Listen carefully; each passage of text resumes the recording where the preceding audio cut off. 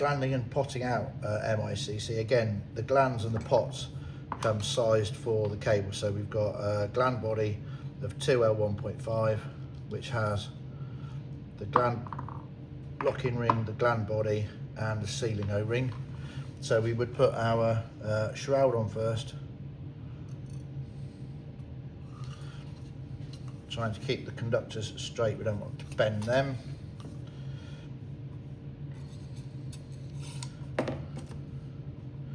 Apply the base with gland, sealing olive, and then the gland body. And then the pot is just going to slide on, and it will self-tap onto the copper cladding. So we're going to get it started by hand, and then it will go tight. And now this is the choice of the two methods of tightening the pot onto the cladding. So we're going to, in the first instance, use the potting tool. So that slides onto the pot, and then I can tighten that up, and now I can tighten that pot onto the copper cladding, making sure that's not affecting any of the conductors. And we're going to wind that on until the copper is almost protruding into the pot itself, but not quite. So that is now tightened on. So that pot is now tightened onto the copper cladding.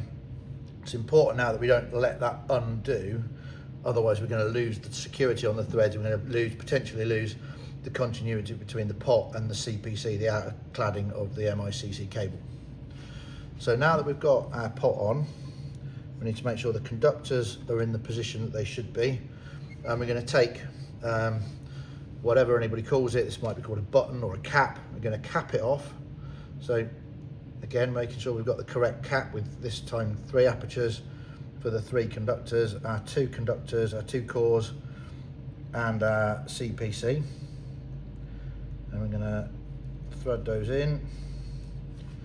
And as we come down, we're going to make sure that isn't twisting any of the conductors, so they're going to be kept in the right orientation. And now to keep that air gap, or to stop the conductors shorting out between each other, we need to now fill this pot with potting compound. So we're going to, importantly, it's fill it from the back, squish it in, and as we're squashing it in, it's filling the gaps between the conductors, it's forcing out any air within that space. And now that pot is now full of potting compound. We're going to slide the cap to where it's going to sit in its almost final position, and we're going to come in with a crimping tool, and we're going to put the pot into its place. And again, as we're doing this up, making sure that everything is sitting where it should, and I'm going to hold the blades and tighten it up, and that is going to compress the pot, the cap, sorry, onto the pot, and the prongs on the plate will crimp it and lock that lid in place, that cap in place. As we undo it, very important to make sure that we don't twist the pot. We're only undoing the plunger on the potting tool, or the crimping tool, and then we're going to remove that, and we can take away all of our excess compound, clean the pot up.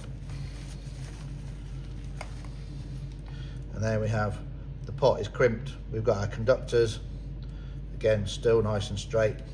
And then that would have the body, the gland body would go up, we'll do the olive up, and that's going to hold that in place and allow us to terminate it